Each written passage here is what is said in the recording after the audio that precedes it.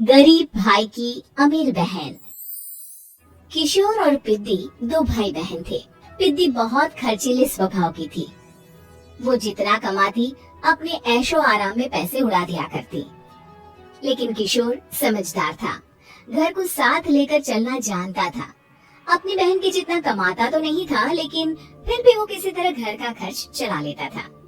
एक दिन पिद्दी किशोर से कहती है, किशोर, तुम थोड़ा ज्यादा क्यों नहीं कमाते?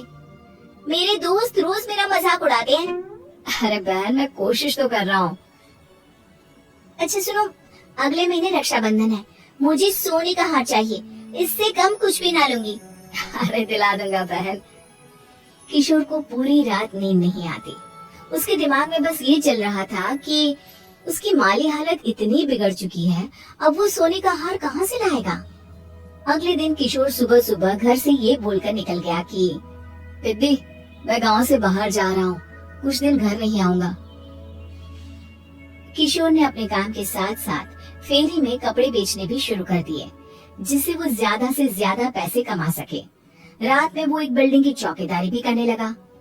अपने काम से थोड़ा बहुत समय निकालकर बस कुछ घंटे की नींद ले पाता था।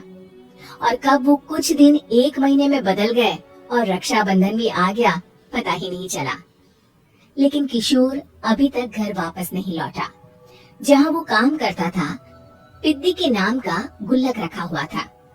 किशोर ने उस गुल्लक को फोड़ा और सारे पैसे इकट्ठा करके एक सोने का हार खरीद लिया।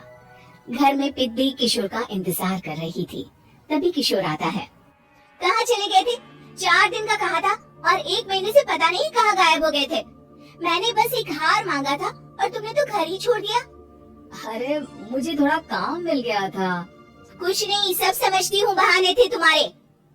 अपनी बहन के लिए इतना भी नहीं कर सकते, कैसे भाई हो? चलो यहाँ बैठो, राखी बांधती हूँ। पिद्दी ने किशोर को राखी बांधी। वैसे ही किशोर ने अपनी बहन के हाथ में सोने का हार रख दिया। उसकी खुशी का कोई ठिकाना नहीं था। वो मिठाई खिलाए बिना ही नेकलेस लेकर चली गई और शीशे के सामने अपने गले में हार रखकर देखने लगी। किशोर ने लड्डू उठाया और खुद ही खा लिया। ऐसे कई साल गुजर गए। एक दिन पिद्दी की नौकरी छूट गई। अब वो पूरी तरह किशोर पर डिपेंड हो गई थी। आए दिन किशोर को अपने महंगे महंगे शौक गिनाकर उससे पैसे मांगा करती थी। किशोर, कुछ पैसे देना, मुझे पार्लर जाना है। किशोर बिना कुछ बोले उसे पैसे दे देता। ये क्या, 500? अरे इतने में तो मुझे पार्लर में एंट्री मिलेगी बस। अच्छा, देता हूँ ना ज्यादा। कैसे भाई हो, अपनी बहन के लिए इतना भी नहीं कर सकते। किशोर ने जेब से 2000 का नोट निकाला और उसे दे दिया। किशोर गरीबी में रह लेता था, लेकिन अपनी बहन को कभी कोई कमी नहीं होने देता था। बेटा, पिद्दी तुम्हारी बहन है, उसे कभी किसी चीज की कमी मत होने देना और उसका ध्यान रखना, क्योंकि भाई का फर्ज होता है अपनी बहन का ध्यान रखना। किशोर ने माँ की कही ये बात हमेशा के लिए याद कर ली थी। शायद माँ की इसी बात की वजह से किशोर पिद्दी की हर जिद पूरी करता चला आ रहा था। किशोर, आज मैं अपने दोस्तों के साथ पार्टी करने जा रही हूँ, मुझे कुछ पैसे दो ना। किशोर पिद्दी को समझाता है, लेकिन पिद्दी नाराज होकर चली गई और अपने कमरे में सुबक सुबक कर रोने लगी। किशोर अपनी जेब से कुछ पैसे निकालता है और पिद्दी को दे देता है। किशोर खुद कभी अच्छे कपड़े नहीं पहनता, लेकिन पिद्दी को राजकुमारी की तरह रखता। पिद्दी के जाने के बाद किशोर अपने काम पर निकल गया। एक तरफ पिद्दी अपने दोस्तों के साथ मस्ती कर रही थी, तो वहीं दूसरी तरफ किशोर पैसे कमाने के लिए कड़ी मेहनत कर रहा था। कुछ और दिन ऐसे ही बीत गए। एक दिन पिद्दी एक लड़के को लेकर घर आई और उसे किशोर से मिलवाया। किशोर, मुझे इस लड़के से शादी करनी है, लेकिन इनके मम्मी पापा बोल रहे हैं कि उनको दहेज में एक कार चाहिए, तभी वो मेरा और पंकज का रिश्ता कबूल करेंगे। लेकिन बहन, कार खरीदना कोई सब्जी खरीदने के बराबर तो नहीं है। अरे कैसे भाई हो तुम, अपनी बहन के लिए इतना नहीं कर सकते? देखो, मैं ज्यादा इंतजार नहीं कर सकती, तुम्हें 1 साल में मेरे लिए कार खरीदनी ही होगी। अच्छा पंकज, एक काम करो, कल तुम अपने माता पिता को घर बुला लो, मैं उनसे तुम्हारे और पिद्दी के रिश्ते की बात कर लेता हूँ। अगले दिन किशोर के छोटे से घर में पंकज और उसके माता पिता आते हैं। बेटा, तुम्हारी बहन ने हमारी शर्त तो बता ही दी होगी। जी बेटा, तुम तो इतने छोटे घर में रहते हो, दहेज कहाँ से लाओगे? मैं अपनी बहन की खुशी के लिए सब कुछ कर सकता हूँ। पंकज और पिद्दी का रिश्ता तय हो जाता है। किशोर अब अपनी क्षमता से 4 गुना ज्यादा काम करने लगता है। सुबह सबके घरों में न्यूज़पेपर फेंकता, दिन में मजदूरी करता और रात में चौकीदारी करता।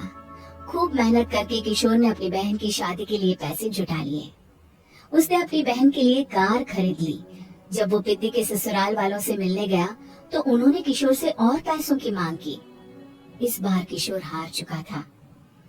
पिद्दी माफ करना, मैं तुम्हारी शादी उस लड़के से नहीं कर सकता। वो लालची लोग हैं, उन्हें सिर्फ पैसों से मतलब है। देखो किशोर, मैं पंकज से ही शादी करूंगी। क्योंकि पिद्दी ने तो किशोर की बात न मानने की जैसे कसम खा रखी थी। किशोर ने पंकज को घर बुलाया। पंकज, तुम अपने माता पिता को समझाते क्यों नहीं हो? भैया, वो हमारी शादी के लिए मान गए। मेरे लिए तो यही बहुत बड़ी बात है। हम एक काम कर सकते हैं, दहेज की रकम में से कुछ पैसे मैं आपको दे देता हूँ। अरे लेकिन समाज वाले क्या कहेंगे? अरे जब दुनिया को पता चलेगा तब ना। अच्छा, कुछ पैसे मैं अपने मालिक से कर्ज में ले लेता हूँ।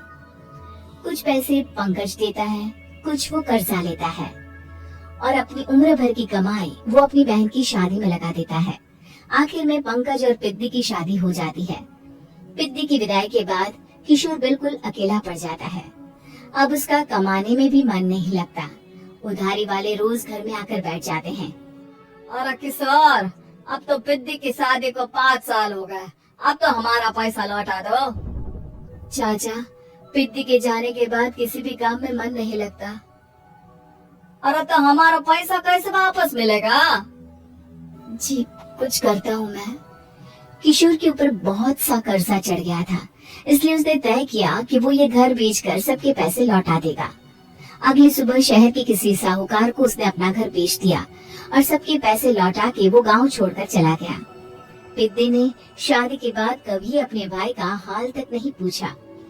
किशोर को फर्क नहीं पड़ता था। बस ससुराल में उसकी बहन खुश है, ये जानकर उसे खुद की खुशी मिलती थी और ये सोचकर कि उसने माँ से किया हुआ वादा पूरा कर दिया।